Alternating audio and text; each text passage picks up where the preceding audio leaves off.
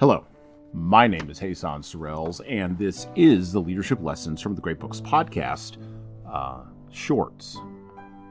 There's no co-host on these shorts episodes. We have extended the time on these shorter episodes from 5 to 6 minutes to 15 to 20 minutes for this season.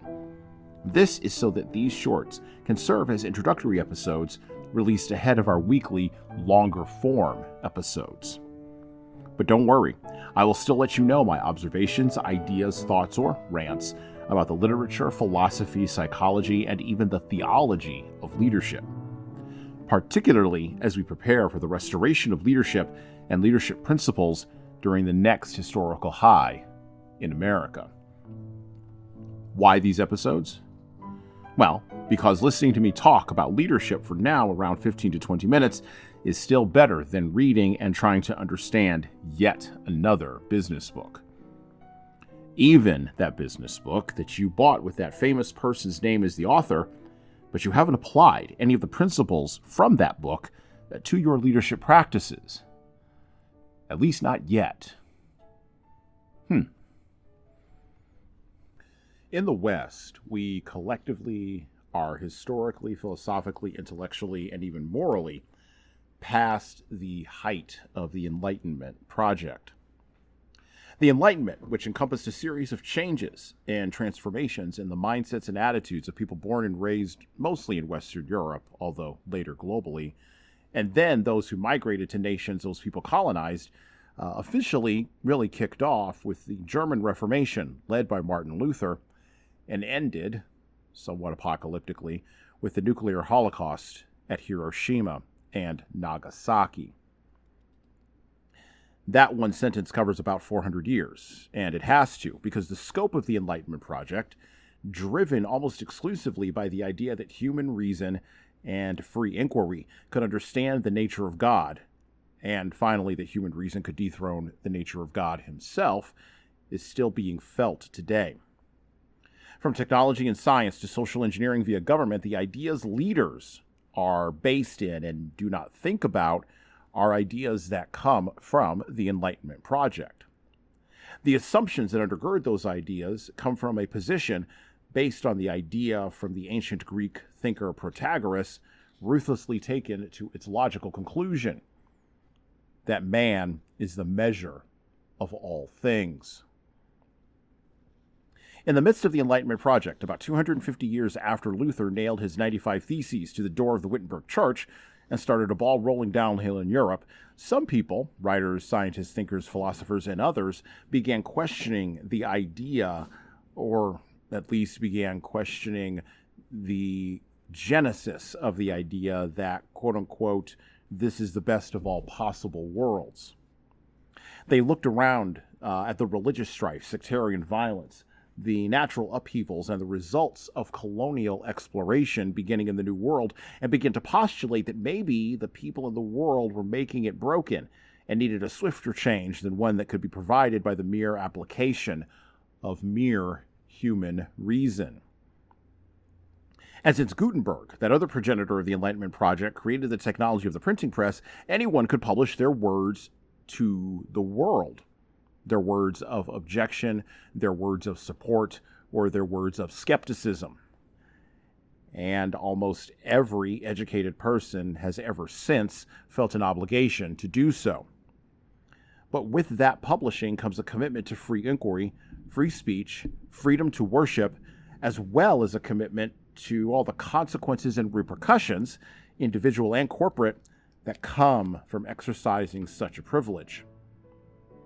And thus, we get to the author of our book that we are covering on the podcast this week.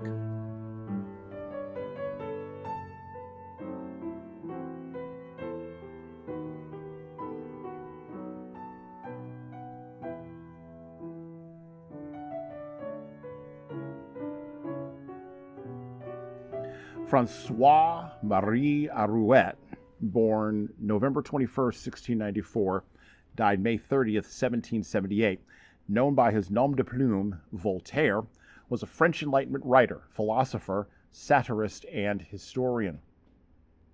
Famous for his wit and his criticism of Christianity, especially of the Catholic Church, and of slavery, Voltaire was an advocate of freedom of speech, freedom of religion, and, of course, the separation of church and state. Voltaire was a versatile and prolific writer, producing works in almost every literary form, including plays, poems, novels, essays, histories, and even scientific expositions. He wrote more than 20,000 letters and 2,000 books and pamphlets. Educated by the French Jesuits at the Collège Louis le Grand from 1704 to 1711, he was taught Latin, theology, and, of course, rhetoric, all of which would come back to bite those same Jesuits deeply in the tuchus much later on in Voltaire's life. His best-known work and magnum opus, Candide, is a novella that comments on, criticizes, and ridicules many events, thinkers, and philosophies of his time, most notably Gottfried Leibniz, and his belief that our world is of necessity the quote-unquote best of all possible worlds. Look, much has been written and talked about Voltaire during his raucous life, through his death and way past, from misappropriating quotes from his works out of context all the way to mangled malapropisms that are throughout mass popular culture of the 20th century. His influence seems to have, just now in the last 25 years of the 21st century, begun to fade somewhat in the popular consciousness. Voltaire was one of those rare world-bending historical talents, much like Shakespeare, the Apostle Paul, Socrates, Plato, and even the Founding Fathers, whose writing was so massive and influential way beyond his lifetime that I think even he would be shocked and surprised.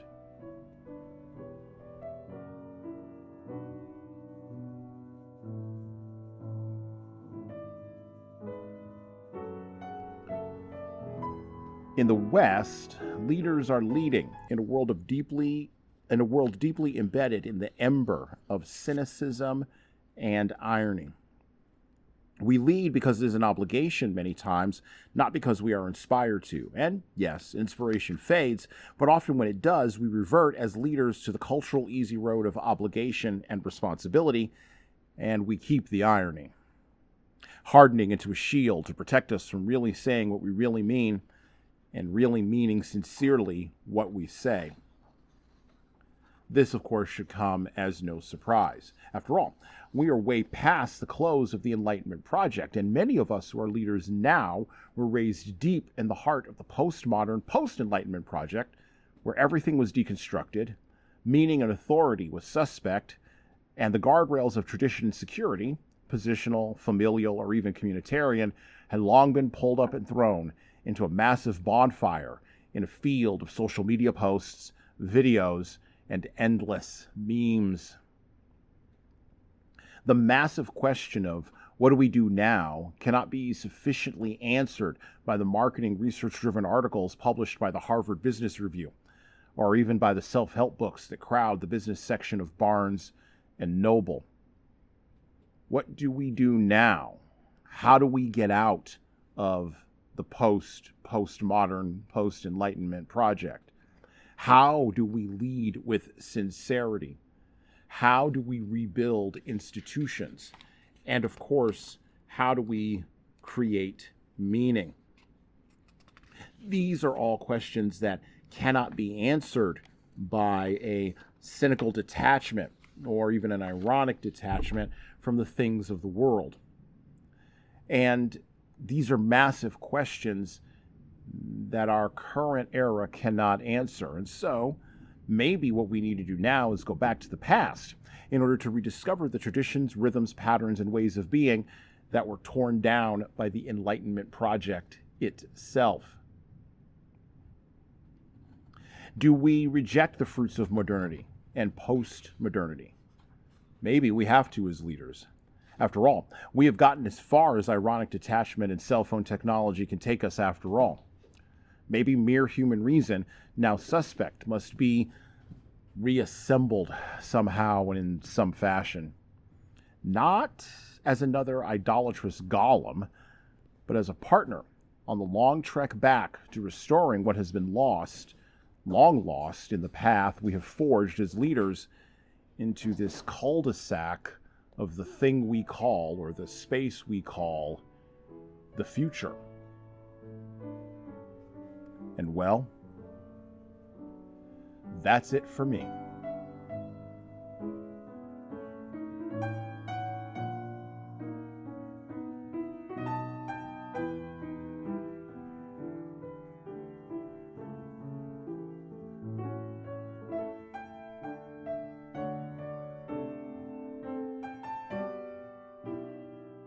Thank you for listening to the Leadership Lessons from the Great Books podcast today.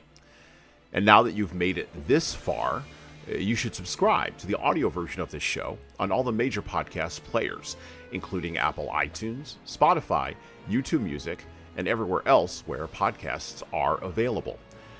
There's also a video version of our podcast on our YouTube channel. Like and subscribe to the video version of this podcast on the Leadership Toolbox channel on YouTube.